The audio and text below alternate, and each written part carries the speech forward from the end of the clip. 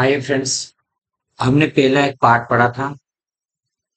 उसमें कुछ इमरजेंसी के कारण मैं यहाँ से इसको छोड़ दिया था। इस क्वेश्चन न्यूमेरिकल तक हमने कर लिया था। ठीक है, अब हम इसको आगे देखते हैं। कम कंपाउंड जनरेटर। ठीक है, कौन सा है कंपाउंड जनरेटर के बारे में हम देखेंगे। हमारे पास मेनली दो कंपाउंड जनरेटर होता है, एक लॉन्ग संट कंपाउंड जनरेटर होता है और एक शॉर्ट संट कंपाउंड। अब इसमें भी अलग अलग दो दो प्रकार के होते हैं। जैसे कि लॉन्ग संट में क्या होता है, इसमें वन सेकेंड, क्या होता है लॉन्ग शंट में अगर हम बात करेंगे तो लॉन्ग शंट में होता है इसमें कॉम्युलेटिव और एक डिफरेंशियल, दो रहते हैं हमारे पास। और शंट शंट में कॉम्युलेटिव और एक डिफरेंशियल कंपाउंड रहता है। ठीक है, तो सबसे पहले हम देखेंगे लॉन्ग शंट का। किसका देख रहे हैं, लॉन्ग शंट। तो लॉन्ग शंट में हमें देखो लॉन्ग यानी कि बड़ा, तो इसमें यह रहता है कि यहाँ पर हमारे पास ये आर्मेचर है। ठीक है, आर्मेचर। और ये सीरीज में जो फील्ड वाइंडिंग है ये हमारे पास ये सीरीज में दिया है। ठीक है, ये आपको देख पा रहे होंगे ये सीरीज में। और ये हमारे पास है रेजिस्टेंस आर्मेचर का, इससे हम रिप्रेजेंट करें। तो इस दोनों के एक्रॉस में समांतर में ये लगा है। ठीक है, ये दोनों के समांतर में लगाया गया है, इसको हम लॉन्ग बोले। ठीक है, शॉर्ट शंट में क्या होता है, यहां से अगर इतना रहता है, ये इतना, तो वो शॉर्ट रहता है। जो हमारे पास सीरीज वाइंडिंग रहती है ना, ये क्या लोड के डायरेक्टली सीरीज में हम इसको कनेक्ट करते हैं, उस टाइम पे वो शॉर्ट शंट बोलते हैं। लेकिन इसको बोलेंगे लॉन्ग लॉन्ग शंट। यहाँ पे हो जाएगा हमारे पास ये लोड करंट और ये शंट करंट है। जैसे ये आर्मेचर की करंट हमारे पास कितनी रहेगी, आर्मेचर की करंट क्या होगी, शॉर्ट शंट में जाएगी और लोड करंट रहेगी, दोनों को ऐड करके हमारे पास रहेगी आर्मेचर। ठीक है, अगर इसकी करंट निकालना है तो यहाँ पे जो वोल्टेज रहेगा उसको निकालेंगे हम। तो ये वोल्टेज यहाँ पे ये रहेगा। ठीक है, ये वाला। तो ये हमारे पास हो जाएगा शॉर्ट शंट करंट में वोल्टेज बटे शंट का रेजिस्टेंस हो जाएगा। ठीक है, शंट का रेजिस्टेंस। तो ये वाला हमारे पास फार्मूला ये बनेगा। इससे जब हमें शॉर्ट शंट करंट निकालना रहेगा तो इससे हम निकाल लेंगे। ठीक है, और जैसे हमें अगर टर्मिनल वोल्टेज अगर ये निकालना रहे तो हम क्या करेंगे, सबसे पहले जो आर्मेचर में ये वोल्टेज रहेगा ये उत्पन्न होगा, इसमें हम घटाएंगे जितना हमारे पास लॉसेस हो रहे। ठीक है, तो ये वोल्टेज आर्मेचर में माइनस करा, आर्मेचर में जो जितना लॉसेस हो रहा है वो आर्मेचर में कॉपर लॉस माइनस करा हमने सीरीज में जो कॉपर लॉस हो रहा है, यहाँ पे सीरीज में इसका भी कुछ ना कुछ रेजिस्टेंस होगा तो उसके कारण भी होगा लॉसेस। ठीक है, उसके बाद हम माइनस करेंगे ब्रश ब्रश लॉसेस, जितना भी ब्रश होगा वो। ठीक है, तो देखो यहाँ पे कॉमन है आर्मेचर करंट और यहाँ पे भी तो इसको कॉमन निकाल लिया हमने, और ये बाहर है सीरीज में जितना है रेजिस्टेंस वो ऐड कर दिया इसमें। ठीक है, तो एक फार्मूला ये आ जाएगा, या इससे भी आप निकाल सकते हैं। ठीक है, आर्मेचर करंट अगर निकालना है आपको, ठीक है, तो यहाँ पे क्या करेंगे, आर्मेचर करंट निकालने के लिए अगर, तो इसको हम कर लेंगे। देखो अगर ये इधर आ जाएगा तो ये माइनस हो जाएगा टर्मिनल वोल्टेज, तो ये ई जी है, टर्मिनल वोल्टेज इधर आया तो ये माइनस हो जाएगा। ठीक है, बाकी सब इधर आ जाएगा तो ये प्लस में आ जाएंगे। आर्मेचर करंट निकालना है, ये प्लस का रहेगा इधर आएगा तो। ठीक है, बटे में क्या होगा हमारे पास, आर्मेचर का रेजिस्टेंस प्लस सीरीज रेजिस्टेंस। क्या होगा, आर्मेचर का रेजिस्टेंस बटे सीरीज का रेजिस्टेंस। ठीक है, अब देखो कंपाउंड जनरेटर में लॉन्ग शंट और शॉर्ट शंट दो होते हैं। ठीक है, उसको हम सीरीज और शंट वाइंडिंग दोनों की इसमें रिक्वायरमेंट रहती है। जैसे सीरीज वाइंडिंग, जैसे सीरीज जनरेटर हमने पढ़ा था पिछला, एक शंट जनरेटर पढ़ा था, इसमें क्या रहता है दोनों के गुण इसमें पाए जाते हैं, ये ध्यान रखना। ठीक है, सीरीज वाइंडिंग द्वारा बनाया गया फ्लक्स शंट वाइंडिंग के द्वारा बनाए गए फ्लक्स के आपस में जुड़ जाता तो उसे मेन फ्लक्स क्या हो जाए, स्ट्रॉन्ग कर देगा, तो उसे कम्युलेटिव कंपाउंड जनरेटर बोलेंगे। लेकिन जब वो आपस में क्या घट जाएगा तो वो हो जाएगा हमारे पास डिफरेंशियल होगा। क्या होगा, डिफरेंशियल कंपाउंड जनरेटर बोलेंगे उसको। अब देखो इसमें हम देखते हैं इसका कुछ और एक क्वेश्चन है जो इंपॉर्टेंट, उसको देख लेते हैं अब इसमें। देखो यहाँ पे देखो, 4 पोल ले फाउंड डीसी जनरेटर है, इसमें और कितना दिया है, इसमें 100 वोल्ट पर, 100 वोल्ट पर कितना है, 200 एम्पियर धारा प्रदान करता है। तो शॉर्ट शंट प्रतिरोध कितना है और आर्मेचर प्रतिरोध ये है, तो हमारे पास जनरेटिंग वोल्टेज और क्या निकालना है हमें, उसका आर्मेचर करंट निकालना है। तो देखो यहाँ पर ई जी का मान निकालना है हमें। ठीक है, ई जी का मान निकालने के लिए क्या करेंगे हम सबसे पहले, तो ई जी का मान यहाँ पे टर्मिनल वोल्टेज जो आ रहा है ये ऐड हो जाएगा और आर्मेचर में लॉसेस ऐड होगा। तो ई जी बराबर होगा हमारे पास टर्मिनल वोल्टेज प्लस आर्मेचर का करंट और आर्मेचर का रेजिस्टेंस। ये फार्मूला। तो देखो आर्मेचर का रेजिस्टेंस तो हमें पता है, लेकिन आर्मेचर करंट निकालना, और आर्मेचर करंट निकालने के लिए हमें लोड करंट तो ये दिया है। आर्मेचर करंट क्या होता है, यहां से जो आर्मेचर करंट जाएगा ये दोनों भाग में चले जाएगा, इधर भी जाएगा इधर भी।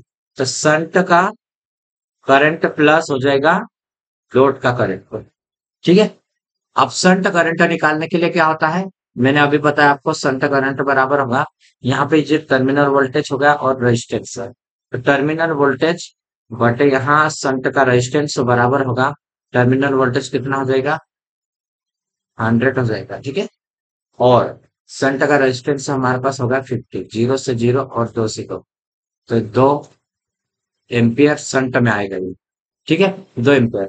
तो यहाँ पे हम ऐड कर लेते हैं आर्मेचर का, क्या निकालना है, आर्मेचर का करंट।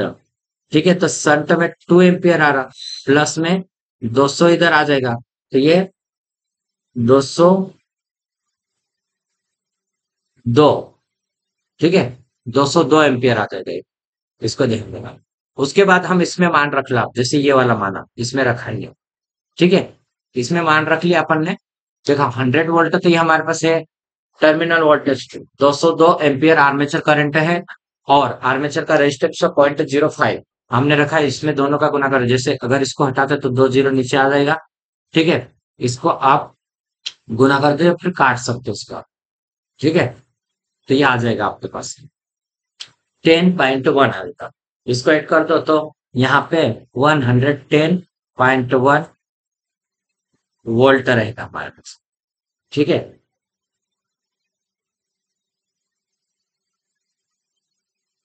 आगे बढ़ते हैं अभी आर्मेचर रिएक्शन के बारे में देखेंगे अभी। डीसी जनरेटर में आर्मेचर रिएक्शन क्या होता है, देखो आर्मेचर रिएक्शन क्या होता है, डीसी जनरेटर में लोड की स्थिति में क्या होगा, आर्मेचर का फ्लक्स द्वारा जो मेन फ्लक्स है आर्मेचर में, जैसे लोड बढ़ेगी तो हमारे पास आर्मेचर का करंट कुछ ना कुछ वो रहेगा, तो वो क्या करेगा हमारे पास उसका फ्लक्स, जब करंट उसमें आर्मेचर में बहेगी तो उसका भी खुद का फ्लक्स रहेगा, तो मेन फ्लक्स को क्या करेगा, इफेक्टेड करेगा, उसको डिमैग्नेटाइज करेगा या क्रॉस मैग्नेटाइज में करने की कोशिश करेगा, तो वो हमारे पास आर्मेचर रिएक्शन बोलते हैं उसको हम। ठीक है, इसमें क्या होता है, मुख्य फ्लक्स विचुंबकित या फिर डिमैग्नेटाइज या क्रॉस मैग्नेटाइज और मैग्नेटाइज होता है। ठीक है, देख सकते हैं आप लोग, ये हमारे पास पोल है एन और एस, ये हमारे पास आर्मेचर है ये। ठीक है, आर्मेचर वाला। तो यहां पर हमें ध्यान देना है कि जो एक्सिस है ये वाली, ये एक्सिस कौन सी हो जाएगी, आर्मेचर अक्ष बनेगी, ज्यामेट्रिक न्यूट्रल अक्ष। ठीक है, ये हमारे पास ज्यामेट्रिक न्यूट्रल अक्ष ये रहेगा, और ये वाली जो रहेगी ये वाली लाइन, ठीक है, ये कौन सी हो जाएगी, मैग्नेटिक न्यूट्रल अक्ष। तो ये हमें पहचानते आना चाहिए, जो आर्मेचर में है हमारे पास ज्योमेट्रिक न्यूट्रल अक्ष होगा, और ये हमारे पास रहेगी तो कौन सी है, मैग्नेटिक न्यूट्रल अक्ष रहेगी। ठीक है, अब देखो ये दोनों कंडीशन में हमारे पास देखिए, यहाँ पे ये किसका फ्लक्स है, यहाँ पे फर्स्ट वाला, ये इस कंडीशन में आर्मेचर का कोई लोड नहीं जुड़ा हो तो ये हमारे पास मेन फ्लक्स रहेगा, ये वाला हमारे पास हिस्सा जो लाइन जा रही है ना, ये मेन फ्लक्स रहेगी हमारे पास, नॉर्थ से साउथ की ओर जा रही है। ठीक है, ये हमारे पास मेन फ्लक्स हो गए। अब हम देखते हैं मेन फ्लक्स हमने रिप्रेजेंट करा, उसके बाद आर्मेचर के फ्लक्स है, जैसे ये आर्मेचर, अब इसको फ्लक्स को नहीं दिखाया हमने, इसकी हमने ये फ्लक्स दिखाई, तो ये आपस में से दिखा रहे, तो ये क्या होगा, वह कंडीशन जब मेन फ्लक्स नहीं है और केवल आर्मेचर फ्लक्स है। ठीक है, उस कंडीशन को हम बता रहे हैं। अब देखो दोनों के कंडीशन में क्या होता है, जब आर्मेचर फ्लक्स और मेन फ्लक्स रहेगा तो ये क्या हो रहा है, ये देखो इधर की साइड जा रहा है और इधर आ रहा है। ठीक है, ये अग्रगामी ध्रुव है, ये अग्रगामी, और ये पश्चगामी रहो। ठीक है, लीडिंग पॉलिटिक और लेगिंग पॉलिटिक रहेगा हमारे पास। ठीक है, ये फ्लक्स डेंसिटी, इधर की साइड क्या है, फ्लक्स डेंसिटी कम है, और यहाँ पे पूरी फ्लक्स डेंसिटी इधर की साइड चले गए, तो इधर देखो लेगिंग में फ्लक्स डेंसिटी ज्यादा है और लीडिंग में कम हो रही है। ठीक है, तो ये हमारे पास जो रहेगा मैग्नेटिक न्यूट्रल अक्ष, ये हमारे पास किधर की साइड जा रहा है, थोड़ा इधर झुक रहा है, ये इतने डिग्री आगे। ठीक है, तो इसको ध्यान देखना कि आगे बढ़ जाता है, आगे शिफ्ट हो जाता है। वह कंडीशन जब मेन फ्लक्स क्या करेगा, आर्मेचर फ्लक्स दोनों उपस्थित रहता है, तो क्या होगा, हमारे पास मेन फ्लक्स जीरो नहीं होता है और आर्मेचर फ्लक्स भी जीरो नहीं होता है। कुछ ना कुछ इसमें क्या रहेगा, एक एंगल बन जाएगा। कांस्टेंट स्थिति में अगर उसको लाएंगे तो देखो, जो हमारे पास आर्मेचर फ्लक्स रहेगा वो इसका रिजल्टेंट फ्लक्स के डायरेक्टली प्रोपोर्शनल। ठीक है, आर्मेचर फ्लक्स आर्मेचर करंट के डायरेक्टली प्रोपोर्शनल में रहेगा। ठीक है, जैसे आर्मेचर फ्लक्स घटेगा तो रिजल्टेंट फ्लक्स भी घटेगा, आर्मेचर फ्लक्स बढ़ेगा तो रिजल्टेंट फ्लक्स भी बढ़ेगा। इसको हमें ध्यान रखना चाहिए। ठीक है, क्या है, ये मेन फ्लक्स है, मेन फील्ड फ्लक्स कांस्टेंट स्थिर रहेगा तो। ठीक है, अब अगर हम देखते हैं, सॉरी, क्या है देखो, आर्मेचर फ्लक्स जब घटता है तो हमारे पास क्या होगा, ये देखो ये वाला एक डायग्राम, इसको, ये मेन फ्लक्स है और ये आर्मेचर फ्लक्स है, ये रिजल्टेंट फ्लक्स है, ये हमारे पास ये निकल के आएगा इसमें। ठीक है, अब इसमें मेन फ्लक्स ये है और ये आर्मेचर फ्लक्स, अगर एंगल ये घट रहा है तो देखो ये रिजल्टेंट फ्लक्स आ जाएगा। तो इसलिए आर्मेचर करंट बढ़ने से क्या होगा, क्रॉस चुंबक और विचुंबक बढ़ जाएगा, जैसा जैसा आर्मेचर फ्लक्स बढ़ेगा तो। ठीक है, इसको ध्यान, क्योंकि आर्मेचर फ्लक्स आर्मेचर करंट के ऊपर डिपेंडेंट करता है ये। ठीक है, आप लीडिंग वोल्टेज देखो, लीडिंग वोल्टेज क्या था मैंने आपको बताया, उसमें जनरेटर या फिर मोटर में पोल, वह साइड जो आर्मेचर के रेवोल्यूशन, जो मतलब आर्मेचर घूमता है, ठीक है, घूमने पर आर्मेचर क्या करेगा, कंडक्टर को पहले मिलते हैं, जो आर्मेचर कंडक्टर को पहले मिलते हैं ना, उसको हम लीडिंग पॉलिटिक बोलते हैं। जैसे मैंने आपको बोला था, ये वाला हमारे पास, ये हमारे पास क्या है, लीडिंग पॉलिटिक है, लीडिंग पॉलिटिक। ठीक है, ये वाला, और ये लीडिंग कंडीशन में आएगी, ये वाले हमारी कौन सी है, लीडिंग वाले, लेगिंग आएगी और ये लीडिंग। तो इसको ध्यान रखें, क्योंकि आर्मेचर किस डायरेक्शन में क्लॉकवाइज घूम रहा है इसमें। ठीक है, इसलिए ये दिखा रहा है। अब लेगिंग वोल्टेज क्या है, आर्मेचर कंडक्टर चालकों द्वारा पोल की छोड़ी जाने वाली, जो छोड़ते हैं ना, वो वाली रहेगी साइड को, अनुगामी पोल टिप कहते हैं हम उसको। ठीक है, लाइट चले गए, हो सकता है मेरा कैमरा अच्छे से नहीं दिखे आपको, लेकिन हम क्या करेंगे, उसको एक्सप्लेन करते हुए आगे बढ़ेंगे। ठीक है, 1 मिनट में एक बार चेक कर लेता हूँ। ठीक है, प्रॉपर वो कट नहीं होगा तो मैं एक काम करता हूँ, कैमरे को म्यूट कर देता हूँ। ठीक है,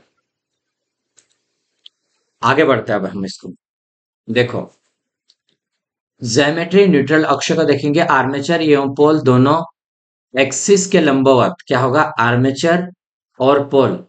ठीक है, आर्मेचर और पोल दोनों एक्सिस के लंबवत काल्पनिक रेखा हम एक खींचते हैं, जो एन एवं एस के बीच के एंगल को बराबर भागों में क्या करता है, बांट देता है, उसे ज्योमेट्री न्यूट्रल अक्ष बोलते हैं हम।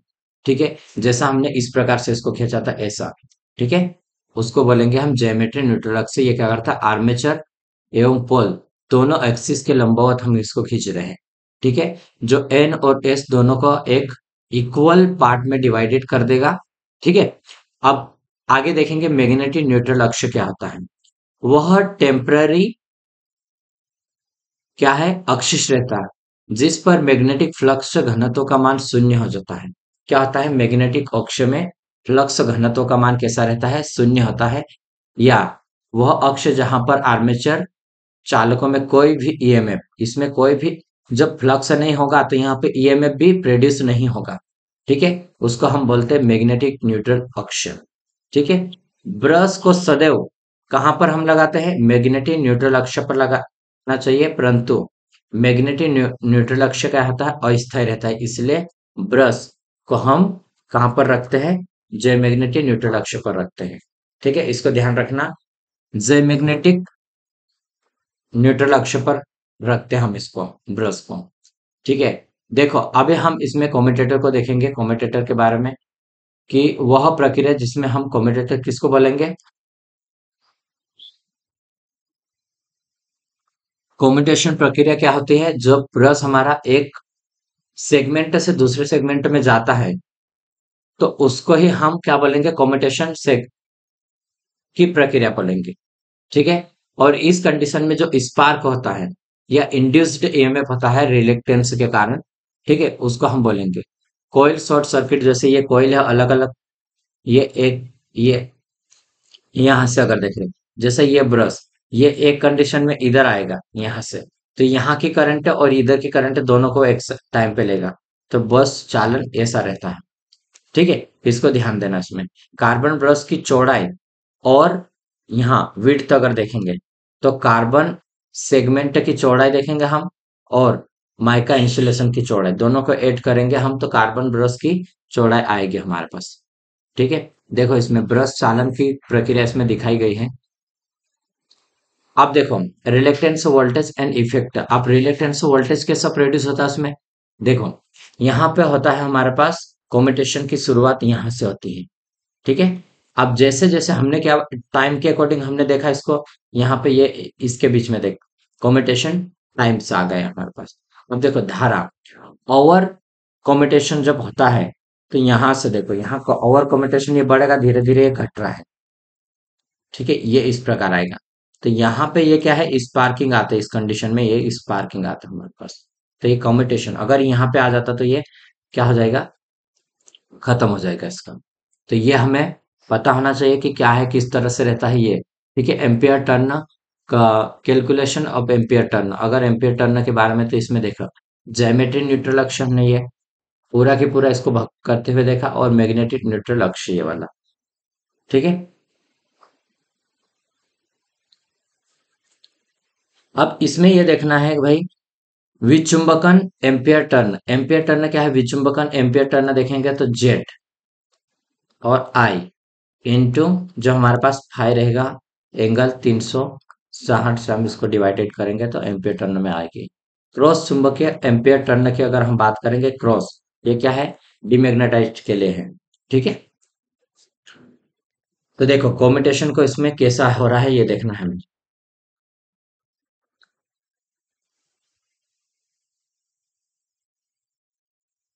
कम्यूटेशन देखो, दिग परिवर्तन, कम्यूटेशन क्या होता है, रिफ्लेक्शन एंड एक्युमुलेशन। क्या है, दृष्टि कारण और संचयन दो होता है। दृष्टि कारण में क्या होता है, एसी को डीसी में बदलता है, और एक्युमुलेशन में क्या होता है, डीसी को संग्रह करके लोड को भेजना। ठीक है, ये हमारे पास एक्युमुलेशन रहता है। तो देखो कम्यूटेशन द्वारा क्या होता है, एसी को डीसी में कन्वर्ट करता है। अब ब्रश क्या करता है, उसको कलेक्ट करता है और वो बाहर सर्किट को देगा। ठीक है, तो डीसी जनरेटर में क्या होता है, आर्मेचर के घूमने पर कंडक्टर पर क्या होगा, करंट फ्लो होगा विपरीत दिशा में, अर्थात उन पर एसी करंट फ्लो होती है, और एसी करंट को एकत्रित करके लोड को भेजते हम, और इस प्रक्रिया को क्या कर बोलेंगे हम, कम्यूटेशन बोलेंगे। ठीक है, आप रेक्टेंस से वोल्टेज कितना उत्पन्न हो रहा है उसको देखेंगे, रेक्टेंस से वोल्टेज, तो ये हमारे पास आदर्श कम्यूटेशन के लिए ये एल इंटू टू आई, दोनों की कंडीशन दोनों ऐड करेगा, और टीसी। ठीक है, और शॉर्ट सर्किट कम्यूटेशन स्पीड में हम देख पीरियड में देखेंगे तो ये हमारे पास फार्मूला ये रहेगा। ठीक है, ब्रश की चौड़ाई माइनस कर देंगे हम इंसुलेशन की चौड़ाई। ठीक है, माइका की। ठीक है, और बटे में कम्यूटेशन सेगमेंट की स्पीड मीटर पर सेकेंड रखेंगे, तो ये हमारे पास आ जाएगा शॉर्ट कम्यूटेशन। ठीक है, आगे देखो कम्यूटेशन के लिए क्या करें, जो हमारे पास वोल्टेज रहेगा 1.11 एक्स गुणित l into two i by t c. ठीक है, ये हमें ध्यान रखना है। अब देखो वास्तव में शॉर्ट सर्किट वाइंडिंग का कम्यूटेशन क्या होता है, लाइन बीसी का अनुसरण नहीं करता, बल्कि लाइन बीसी का अनुसरण करता है। ठीक है, इसका मुख्य कारण यह है कि कम्यूटेशन में जुड़ने वाली वाइंडिंग का भी अपना एक क्या होता है, सेल्फ इंडक्टेंस होता है, और ऐसी फ्लो के कारण सेल्फ इंडक्टेंस भी बन जाता है, और जिसे हम प्रतिघात या फिर रिलेक्टेंस वोल्टेज कहते हैं उसका हम। ठीक है, स्पार्कलेस कम्यूटेशन बनाने की विधि अगर हम देखते हैं तो क्या होगा, प्रतिरोध विधि, जैसे कार्बन का यूज करते हैं हम तो स्पार्कलेस बनाते हैं उसका, लेकिन वो पूरी तरह से स्पार्कलेस नहीं होते, कुछ ना कुछ रहता है। ठीक है, और ईएमएफ विधि, इसमें क्या करते हैं, ब्रश को हम शिफ्ट करके पोजीशन बदलते हैं उसकी। ठीक है, और दूसरा है इंटरपोल। इंटरपोल मेन पोल के बीच में हम इंटरपोल को लगाते हैं, जैसे ये डायग्राम में आप देख पा रहे होंगे, इंटरपोल को आर्मेचर की श्रेणी क्रम में संयोजित किया जाता है, और किसके श्रेणी में, आर्मेचर के डायरेक्ट सीरीज में कनेक्शन करते हैं उसको हम, और दोनों वाइंडिंग को उसको हम समान करंट फ्लो होते हैं उसमें। इंटरपोल जैसे ये वाला हमारे पास क्या है, इंटरपोल है ये। ठीक है, ये इंटरपोल है और मेन पोल के बीच में उसको लगाया जाता है। अब देखो, ये जनरेटर के केस में ये क्या है, घूमने की दिशा में इसमें क्या रहेगा, जो सामने वाला मेन पोल रहेगा उसके पहले इंटरपोल आ रहा है, लेकिन मोटर के केस में क्या हो रहा, पीछे वाले के केस में आ रहा है। ठीक है, तो इसको ध्यान रखना, इंटरपोल मेन पोल के आगे वाले वाले पोल के समान रहता है, और मोटर में क्या रहता है, पीछे वाले पोल के समान रहेगा। ठीक है, अब कॉम्पनसेटिंग वाइंडिंग के बारे में हम देख लेते हैं। कॉम्पनसेटिंग वाइंडिंग क्या होती है, प्रतिकारी वाइंडिंग इसको हम बोलते हैं। कॉम्पनसेटिंग वाइंडिंग मेन फील्ड के पोल शू पर लगाते हैं हम। किसके, पोल शू जो बना रहता है, जैसे ये वाला हमारे पास, इसको हम पोल शू बोलते हैं। ठीक है, इसके ऊपर हम इसको वाइंडिंग करेंगे। कॉम्पनसेटिंग वाइंडिंग को आर्मेचर वाइंडिंग के साथ हम इसको भी सीरीज में कनेक्ट करते हैं। ठीक है, और जो फ्लक्स रहता है इस प्रकार रखा जाता है कि जो मेन फ्लक्स के विपरीत में जो हमारे पास बनते हैं, उन दोनों पूर्ण रूप से क्या करके उसको न्यूट्रल कर देगा। ठीक है, जो आर्मेचर में जो फ्लक्स उत्पन्न होता है उसके विपरीत उसका फ्लक्स रहेगा, और दोनों को कैंसिल आउट कर देगा, तो हमारे पास जो मेन फ्लक्स रहेगा वो क्या करेगा, उसमें प्रॉपर वर्क करेगा उसमें। इसको बड़ी डीसी मशीन में प्रयोग किया जाता है। कहाँ पे यूज करते हैं, जो बड़ी रहती है उसमें करते हैं, और क्रॉस मैग्नेटाइजिंग इफेक्ट को समाप्त करती है, और इसमें टर्न क्या करेगा, क्रॉस मैग्नेटाइजिंग इफेक्ट के हिसाब से उसके बराबर रखते हैं। और इसका यूज कहाँ पड़ता है, टर्बो जनरेटर, स्टीम जनरेटर में, और रोलिंग मशीन में इसका यूज किया जाता है। ठीक है, अब डीसी जनरेटर का यूज हम देख लेते हैं। तो सेपरेटली एक्साइटेड जनरेटर का हम विद्युत लेपन में, ठीक है, धातु के शुद्धिकरण में, और बूस्टर वार्ड लियोनार्ड प्रणाली में हम यूज करते हैं। तो इसको आप याद रखिए, कहाँ का यूज होता है, सेपरेटली एक्साइटेड जनरेटर। ठीक है, नेक्स्ट है सीरीज जनरेटर की, तो ये आर्क प्रकाश में, लाइटनिंग में, और श्रेणी ब्रूस्टर में यूज किया जाता है, और लोकोमोटिव में उसको यूज करते हैं। ठीक है, संट जनरेटर, संट जनरेटर क्या है, तो टर्मिनल वोल्टेज स्थिर होने के कारण इसको हम बैटरी चार्जिंग में हम यूज करते हैं। ठीक है, कॉम्युलेटिव कंपाउंड जनरेटर की बात करें तो ओवर कंपाउंड का प्रयोग हम लंबी, जो लॉन्ग ट्रांसमिशन लाइन में हम यूज करेंगे। फ्लैट कंपाउंड का यूज हम कम दूरी वाले के लिए यूज करेंगे, और डिफरेंशियल कंपाउंड जनरेटर का यूज आर्क वेल्डिंग में हम यूज करते हैं। ठीक है, आगे देखते हैं हम इसमें। देखो, डीसी कंपाउंड क्या होता है, कंपाउंड जनरेटर के सीरीज फील्ड वाइंडिंग में कंडक्टर की संख्या के आधार पर, वोल्टेज के आधार पर तीनों भागों में बांटा जाता है उसको, अंडर कंपाउंड, लेवल कंपाउंड, और ओवर कंपाउंड। ठीक है, अंडर कंपाउंड में क्या होता है उसमें, देखो किसके अकॉर्डिंग, कंपाउंड जनरेटर में सीरीज फील्ड वाइंडिंग में कंडक्टर के अकॉर्डिंग। ठीक है, तो अंडर कंपाउंड में क्या होता, फील्ड सीरीज वाइंडिंग में कम टर्न होते हैं इसमें, किसमें, फील्ड सीरीज वाइंडिंग कम होते हैं, जिस कारण बिना लोड के वोल्टेज अधिक हो जाते हैं, उसमें क्या होगी, अधिक होगी, और वे लोड के बन जाने पर वोल्टेज कम हो जाएगी। इसका यूज हाई करंट और लो वोल्टेज में हम इसका यूज करते हैं। ठीक है, और लेवल कंपाउंड का यूज कहाँ पर करते हैं, तो सीरीज वाइंडिंग के टर्न कैसे रहते हैं, इस प्रकार रखे जाते हैं कि केवल वोल्टेज ड्रॉप से घटी हुई वोल्टेज को पूरा कर सके, जितना वोल्टेज ड्रॉप से वो घटती है उसी वोल्टेज को वो बना सके इतने। ठीक है, इसमें नो लोड वोल्टेज और ऑन लोड वोल्टेज रहती है इसमें।